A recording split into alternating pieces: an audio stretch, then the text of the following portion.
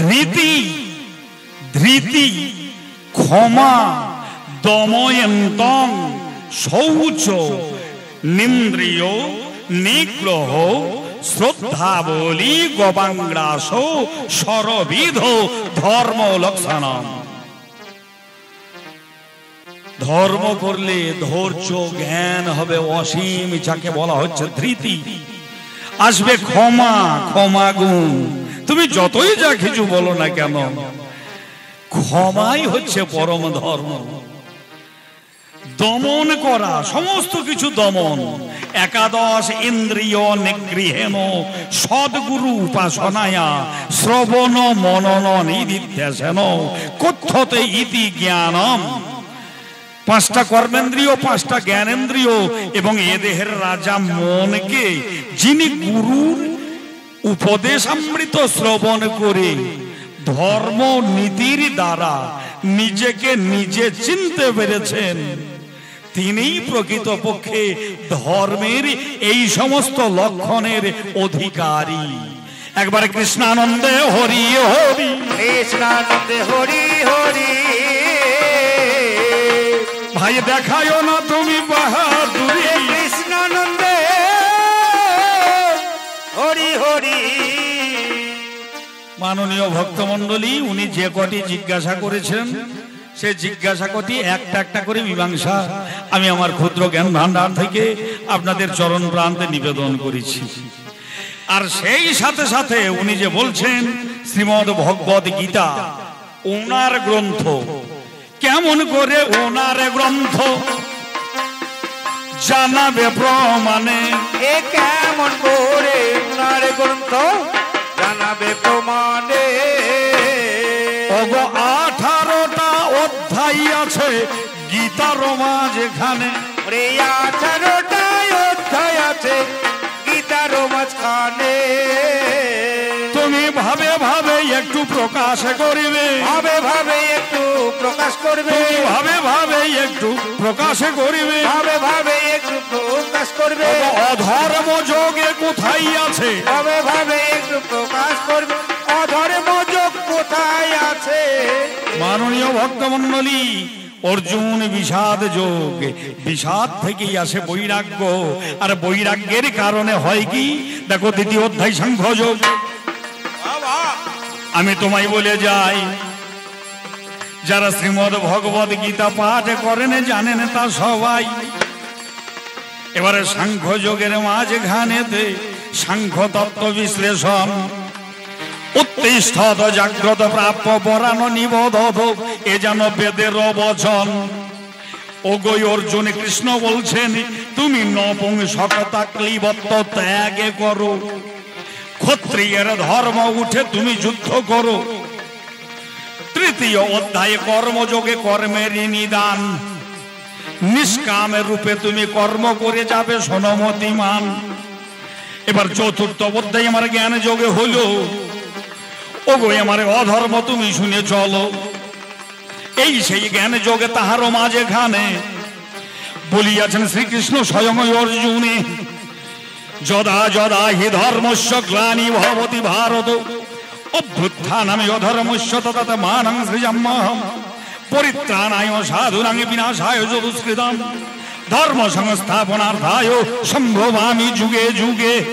রে অর্জুন, শোনো অর্জুন, এই পৃথিবীর মাঝখানেতে যখন অধর্মের উত্থান হয়, কালো কুয়াশা কালো মেঘে ধর্ম ঢাকা পড়ে যায়।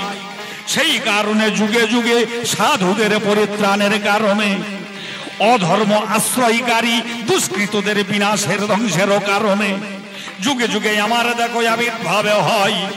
অর্থাৎ ভগবান এসেছেন এই বসুধায় অধর্ম বিনাশ কারণে। বলিয়াছেন শ্রীকৃষ্ণ জ্ঞান যোগ মাঝখানে কোথায় অধর্ম আছে। এবার পঞ্চম অধ্যায় আমার কর্ম সন্ন্যাস যোগ হলো। মুখের কথায় বললে না হবে বন্ধু, একটু প্রমাণ দিয়ে চলো। যদি বলো কর্ম সন্ন্যাস যোগে কর্মী হবে, অথচ সন্ন্যাসী হতে হবে, ওগোই আমার পাল্লাদার নাম না মনে ভেবে। এই যে সন্ন্যাসের যোগের মাঝে আমার গোবিন্দ বলিল হে গোবিন্দ হে গোবিন্দ করব সন্ন্যাস। কর্তব্য করো, কর্তব্যের মাঝে আবার দুটি ভাব রয়, একটা কর্তব্য একটা অবশ্য কর্তব্য। জানেন যত ভক্ত মহাশয় কর্তব্য কি? আমি যেমন সংসারী দেবাশিস পাল, আমার ছেলে আছে মেয়ে আছে, আমার আছে অর্ধাঙ্গিনী, তাদের ভরণ পোষণের দায়িত্ব বাবা সব নিয়েছি আমি বাস্তব জগতে, আপনারাও সবাই নিয়ে থাকেন। কিন্তু বাবা ছেলে মেয়ে অর্ধাঙ্গিনী এদের পিছনে খাটিতে খাটিতে দিন যদি চলে যাই ওই কালের করালো গ্রাসেতে, যার কারণে এই পৃথিবীর মাঝে এসেছিলাম আমি, যদি তার চিন্তা না করি দিবস জামিনী কর্তব্য করতে হবে, অর্থাৎ সংসার প্রতিপালন করতে হবে। অবশ্য কর্তব্য যেটা আমাদের রয় বাবা, যেখানে থাকি না কেন সেই শ্রীহরির দিকে মনটা মোদের যায়। তাই হাতে করো গৃহ কাজ, মুখে বলো হরি হরি বলে হরি বল। হাতে করো গৃহ কাজ, মুখে বলো হরি। দেখো অবশ্যই যাবে অর্জুন ভব সিন্ধু পারি, অবশ্যই যাবে তুমি ভব সিন্ধু পারি। দেখো এইটাই অবশ্য কর্তব্য, এইটাই অবশ্য কর্তব্য, এইটাই অবশ্য কর্তব্য, এইটাই অবশ্য কর্তব্য। অধর্ম ভাইয়া কোথায় তুমি? এইটাই অবশ্য কর্তব্য, অধর্ম ভাইয়া শুনে চলো। এই প্রকারে বলতে বলতে প্রথম অধিবেশনে বেশি বলা ভালো না, যদি 18টা অধ্যায় একটু একটু করে বলে যায় অধর্ম তোমার কোথায় স্থান আছে তুমি দেখাও তো আমায়। তোমার নামে কি 18টা যোগের মাঝে কোন নাম আছে কি? কিন্তু প্রত্যেকটা যোগের মাঝে ধর্মের বিশ্লেষণী ক্ষমতা যে এলো। আবার বলিয়াছেন আমার গোবিন্দ দুর্বাদল অর্জুন যখন বিশ্বরূপে দেখে ফেললো 11 অধ্যায়ের মাঝখানে, যখন ভক্তি বাবা চলে এলো 12 অধ্যায়ের মাঝখানে, 12 অধ্যায় ভক্তি যোগ বাবা। ভক্তি যখন ভক্তের হৃদয়ে এসে যায় অধর্মের করাল গ্রাস তাকে কি গ্রাসে করতে পারে? সে যে মহাভক্ত হয়ে যায় এই বিশ্ব চরাচরে ওগো আমার এই অধর্ম বলি প্রকাশে করে, তখন কীর্তি স্মৃতি মেধা ক্ষমা বাক শ্রী আর সুধৃতি এই শক্তিগুলো ধর্মের জানি পরিপূর্ণতা পাই, এই কথা বলেছেন এই আমার গোবিন্দ রসময়। তাই কর্মকাণ্ড জ্ঞান কাণ্ড আরে ভক্তি কাণ্ডে গীতা ধর্মের মাঝে গীতা পরিপূর্ণ হলো। এই কথা কৃষ্ণ দ্বৈপায়নে আমার বেদব্যাসে বলিল কি? নিত্য গীতা পাঠে যথা গীতায় অবস্থান, সেই স্থানে প্রয়াগাদে তীর্থ বিদ্যমান। মন প্রাণে গীতা পাঠে করেন যে জন, শরীর রক্ষক দেবের ঋষি যোগীগণ সর্বদা করেন বাস। শরীরে তাহার দেহান্তেও না করেন তারে পরিহার। ধ্রুব নারদাদি যত সহচর শোনে, গোপাল বালক কৃষ্ণ গীতা পাঠ স্থানে আসিয়া সহায় হনে জানিবে নিশ্চয়। সেই স্থানে দেব শক্তি সত্তর উদয়, যে স্থানে হয় সদা গীতার বিচার। সদা গীতা অধ্যয়নে উদ্যাপনায় আর আপনি শ্রী ভগবান আসি সেই স্থানে বিহরেন প্রাণাধিকা তারে শ্রীরাধিকার সনে। মাননীয় ভক্তমণ্ডলী, যদি কেউ ভক্তি ভরে শ্রীমদ ভগবদ গীতা তিনি ধ্যান করেন, সে জায়গায় রাধারানী সহ গোবিন্দ এসে উপস্থিত যদি হয়, লাদিনী শক্তি স্বরূপিণী রাধারানীকে সাথে লয়ে আমার গোবিন্দ যদি উপস্থিত হয়, তাহলে সে জায়গাটা রাধা গোবিন্দের আগমনে কি হবে বাবা? সেটাই হবে বৃন্দাবন ধাম, সেটাই হবে বৃন্দাবন একবারে হরিধ্বনি উলুধ্বনি রে হবে বৃন্দাবন ধাম, হরিধ্বনি উলুধ্বনি রে। মুখের কথায় বললে হবে না, তুমি প্রমাণ দিও।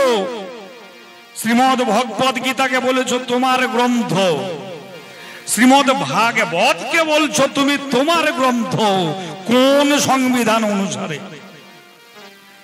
তুমি তোমার দিকে টেনে নিয়েছো? তোমার দিকে টেনে নিয়েছো। আসলে ব্যাপারটা কি হয়েছে জানেন? বলো। এক ভদ্রলোক কোথাও বাবু হয়তো ওই পঞ্চরসে শুনেছে টাকাই টাকা টানে, টাকাতে টাকা টানে। আর এ ভদ্রলোক বললেন ইনি যাই হোক ভিক্ষাবৃত্তি করে কোন রকমে জীবন ধারণ করে আছেন।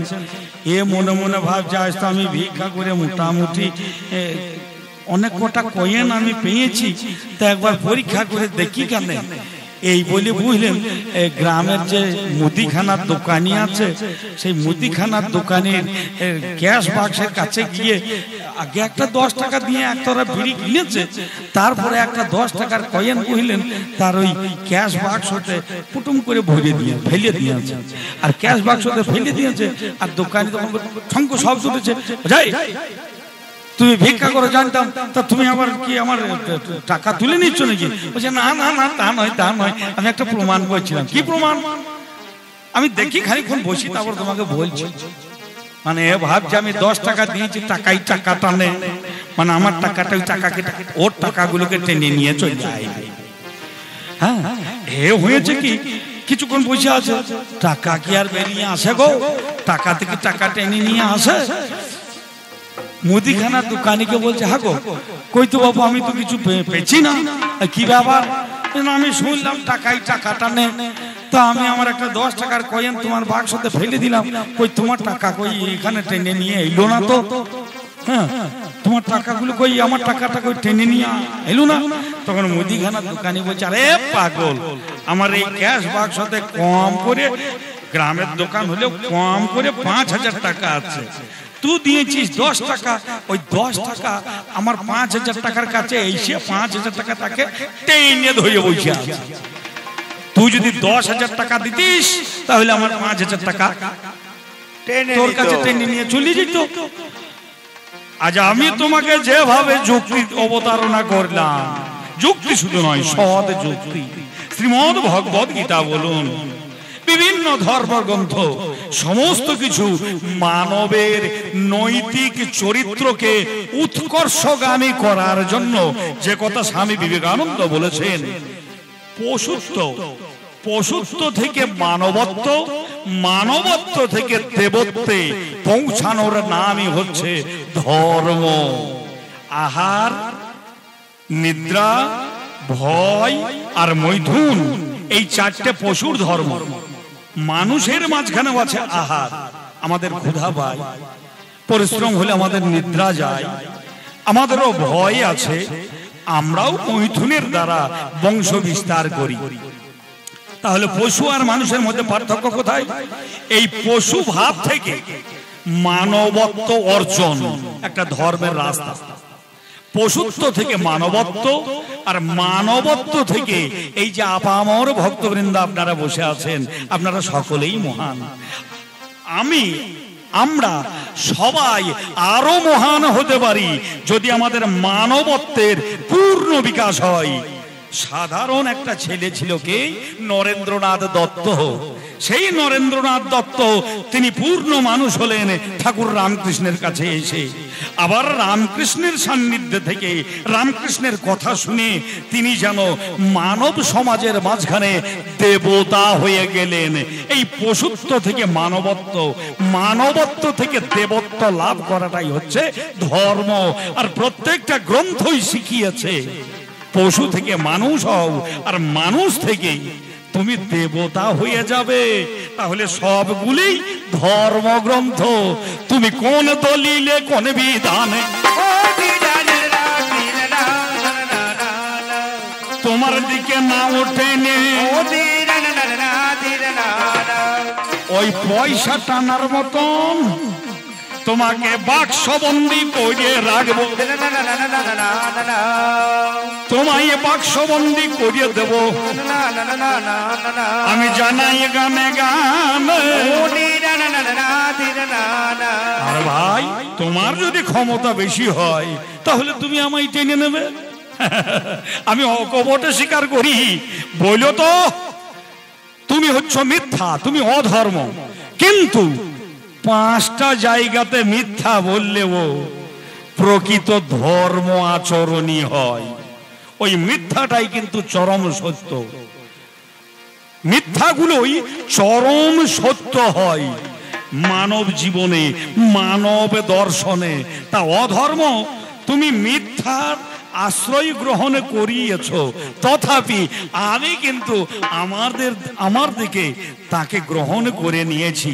সেই 5টা জায়গা কোন কোন জায়গা তুমি ভাবে ভাবে একটু জানাইয়ে যাবে, ভাবে ভাবে জানাই যাবে। যত ভাবুকে ভক্তের মন মাতাবে, ভাবে ভাবে জানাই যাবে, ভাবুক ভক্তের মন মাতাবে। আমাদের একটা বিধান আছে। আমাদের বিধান কি?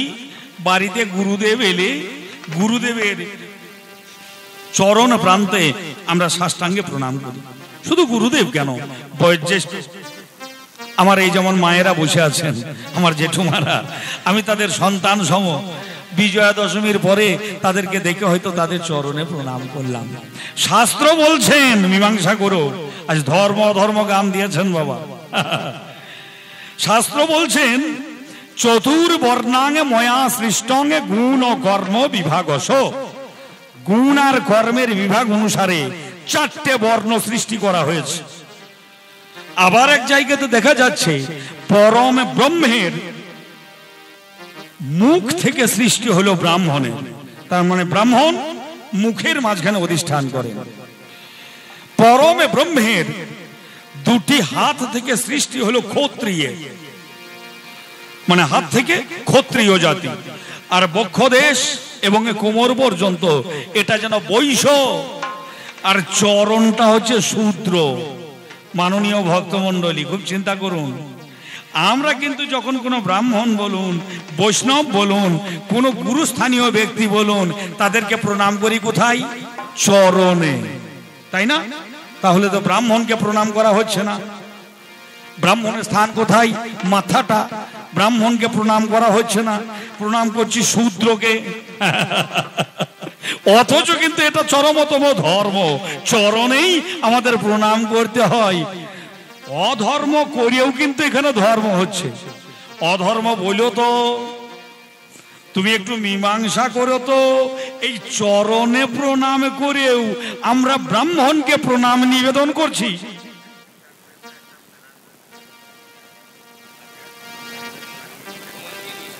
আচ্ছা, আমাদের মেলা কমিটির তরফ থেকে জানানো হচ্ছে মেলার মাঝে একটা টাকার ব্যাগ পাওয়া গিয়েছে। বিশেষ প্রমাণ দিয়ে কমিটির নিকট থেকে সেই টাকার ব্যাগটি যার বটে তিনি নিয়ে যান, অফিসে সেই টাকার ব্যাগটা আছে। সকলকে জানানো হচ্ছে মেলার মাঝখানে একটা টাকার ব্যাগ পাওয়া গিয়েছে। যথাবিহিতভাবে প্রমাণ দিয়ে সেই টাকার ব্যাগটা যার তিনি নিয়ে যান। জয় জয় নিতাই গৌর সীতানাথ প্রেমানন্দ হরিধ্বনি উলুধ্বনি। এইটাই তো মেলা কমিটির ধর্ম। এইটাই কিন্তু মেলা কমিটির ধর্ম। মায়ের চরণ প্রান্তে এতটুকু, ওরে অধর্ম কবু স্থান পাবে না, অধর্ম কবু স্থান পাবে না। আমি ভাবে ভাবে গেলাম প্রকাশে করি, অধর্ম কবু স্থান পাবে না। ভাবে ভাবে গেলাম প্রকাশ করি। তার মানে ওনার জিজ্ঞাসার বান দিয়েই কিন্তু ওনাকে আমার একটা একটা করে জানার বাসনা। কোন দলিল অনুসারে এই গ্রন্থগুলিকে তোমার গ্রন্থ বললে? কোন সংবিধান অনুসারে 12টা মাস 7টা দিন তুমি তোমার দিকে টেনে নিলে?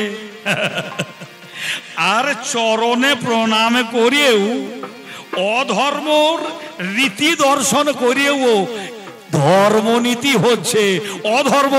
তাহলে তুমি কোন জায়গাতে আছো? তুমি চাইছো অধর্ম করাবো, কিন্তু অধর্ম হচ্ছে না। বলো, ওই চরণে প্রণাম করে ধর্মই পালন হচ্ছে, চরণের মাঝখানে অধর্ম তুমি কোন রূপে বিরাজ করছো? আর যদি বলতে না পারো ওই চরণের মাঝখানে কে আছে, ধর্মই বিরাজ করছে সদা সর্বত্র। আমি দ্বিতীয় আসরে এসে মীমাংসা করব। অধর্ম তুমি জগতের মাঝখানে দিল্লি কা লাড্ডু দেখাচ্ছ। जो भी खाएगा वो भी पछताएगा और जो भी नहीं खाएगा वो भी पछताएगा। এই জগতের মাঝখানে তুমি করছোটা কি? তোমার শেষ পরিণতিটা কি? এই জিজ্ঞাসা রেখে আমি আমার প্রথম পালা সাঙ্গ করি। প্রথম পালা সাঙ্গ করি। একবারে প্রেমানন্দে বলবেন হরি হরি। পালা সাঙ্গ করি প্রেমানন্দে হরি হরি। আমি আমার ভোর চাই দাঁড়িয়ে বলবো, জগতে যারা অধর্ম করে গিয়েছে তারা বিরাট বিরাট মহান হতে চেয়েছিল কিন্তু হতে পারেনি। কত এলো কত চলে গেল নদীর স্রোতের মতো।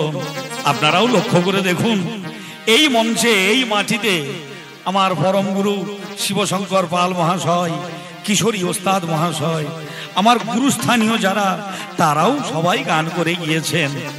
যারা মহান কীর্তি রেখে গিয়েছেন তারা জগতের মাঝখানে অমর হয়ে আছেন। আর যারা এই জগতের মাঝখানে অধর্ম করে গিয়েছে তাদেরকে আমরা স্মরণ করি, কিন্তু আমরা ঘৃণার নিষ্ঠিবন তাদের মুখে তাদের নামে যেন আমরা ছুঁড়ে মারি। তাই যাবার পথে আমার এমন বলে, মায়ের চরণে আমার সঙ্গীত নৈবেদ্য নিবেদন করে যায়, জননী আর তো সংশোধনের মতন আমার আর তেমন কেউ নেই। আমার স্বর্গীয় গুরুদেব স্বগত কথা, তিনি চলে গেছেন ইহলোক ছেড়ে পরলোকে। যখন দু একখানা গান লিখতাম গুরুদেব কিংবা আমার মাস্টার মশাইদের কাছে যেতাম যে এই গানগুলো ঠিক হয়েছে কিনা। এখন এক এক করে আমার আচার্য স্থানীয় যারা সব এক এক করে তারা তাদের ধর্ম পালন করে স্বলোকে চলে গিয়েছেন। এখন আছেন আপনারাই। যদি আমার গানের মাঝে কিছু ভুল হয় যেন সংশোধনী দৃষ্টিভঙ্গিতে এবং ক্ষমা সুন্দর দৃষ্টিভঙ্গিতে দেখে আমাকে একটু জানিয়ে দেবেন। পর কত এলো গেল কত ফুরাইল, কত শুরু হলো এই ভুবনে। কত এলো গেল কত ফুরাইল, কত শুরু হলো এই ভুবনে। কত এলো গেল কত ফুরাইল, কত শুরু হলো এই ভুবনে। নিত্য নতুন রঙ্গমঞ্চে নটের অভিনয় দেখিয়ে নয়নে। কত এলো গেল কত ফুরাইল, কত শুরু হলো এই ভুবনে। কাল চক্রের গতি পলকে পলকে, এটা হচ্ছে কালের ধর্ম। কাল চক্রের গতি পলকে পলকে, নূতনত্ব আনে ভুলকে পুলকে। কাল চক্রের গতি পলকে পলকে, নতুনত্ব আনে ভুলকে পুলকে। দুলোকে মিশাই নীল নীলিমায়, দুলোকে মিশাই নীল নীলিমায়। কবির ধর্ম এইরকম, অতি সরল জিনিসকে কঠিন, আবার কঠিন থেকে সরল করে বলা। বাউলগণ বলছেন নীলাকাশে যাবি উড়ে কয়লারি ধোঁয়ায়। আধ্যাত্ম সাধনা বলছে ক্ষিতি অতেজ মরুদ বোম। পঞ্চভূতের মাঝে চতুর্ভূত বোম তত্ত্বে মিশে যায়। এটা হচ্ছে ওই পঞ্চভূতের ধর্ম, কোনো অধর্ম নেই। আর আমার কবি মন বলে দুলোকে মিশাই নীল নীলিমায়, দুলোকে মিশাই নীল নীলিমায়। নিত্য কিছুই নয় সুন্দর ভুবনে। কত এলো গেল কত ফুরাইল, কত শুরু হলো এই ভুবনে। কত এলো গেল, কত পুরাইল, কত শুরু হলো এই ভুবনে। অধর্মের প্রভাবে তুমি যতই ধন উপার্জন করো, একতলা, দুতলা, তিনতলা, চারতলা যত বেড়ে যাচ্ছে তলা তত বেড়ে যাবে তোমার জ্বালা। এসব কিছুই নিত্য নয়। নিত্য বস্তু কি? একমাত্র ধর্মানুসরণ, সত্যানুসরণ করে নিত্য বস্তু হচ্ছে সত্য সনাতন, তার শক্তির স্ফুরণ নিমেষেতে করেন সৃজন সংহার পালন। সত্য সনাতন তার শক্তি স্ফুরণ নিমেষেতে হয় সৃজন সংহার পালন।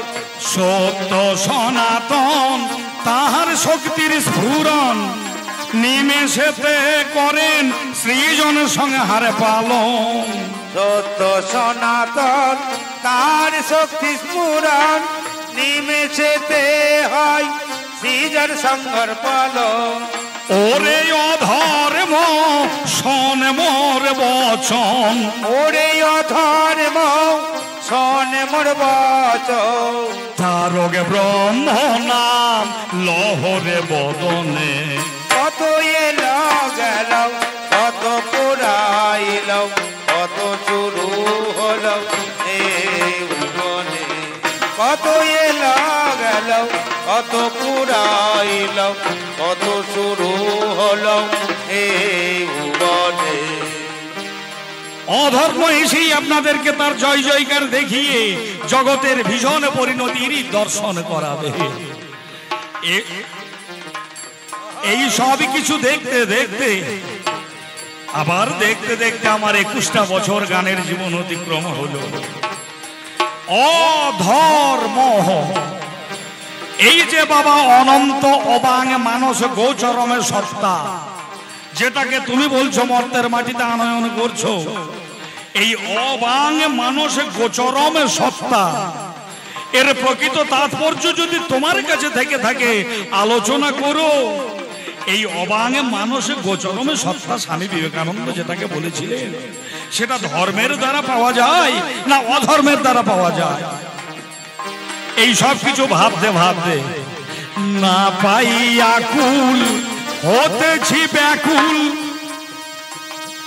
পাগল দেবাশিসের আজ সব কিছুই ভুল। না পায়া কুল হতেছি ব্যাকুল, দেবাশিসের আজ সবই কিছুই ভুল। না পাইয়া কুল হতেছি ব্যাকুল,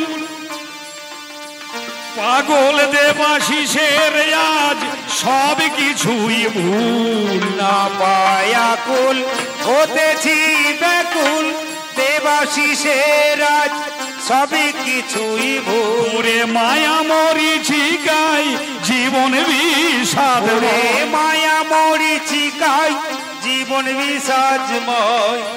আমি তার মরুভূমি যাইনি, আপনারাও হয়তো ভূগোলে পড়ে থেকে থাকবেন। মরুভূমিতে যে পথে গিয়েছে অনেক দূরে ভাবে ওইটাই জল, কাছে গিয়ে দেখে সেখানে জল নেই। এটাকে বলা হচ্ছে মরিচিকা। অধর্মও ঠিক তাই, তার মায়া দিয়ে মরিচিকা দেখিয়ে দিয়েছে আপনাদের কাছে।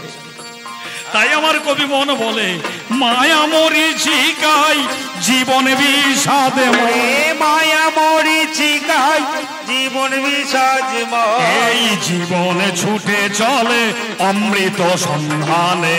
কত এলো গেল, কত পুরাইল, কত শুরু হলো এই ভুবনে। ওরে কত এলো গেল, কত পুরাইল, কত শুরু পুনঃ পুনঃ কৃষ্ণানন্দ হরিধ্বনি উলুধ্বনি ভক্তমণ্ডলী জয় জয় নিতাই গৌর সীতানাথ। কত শুরু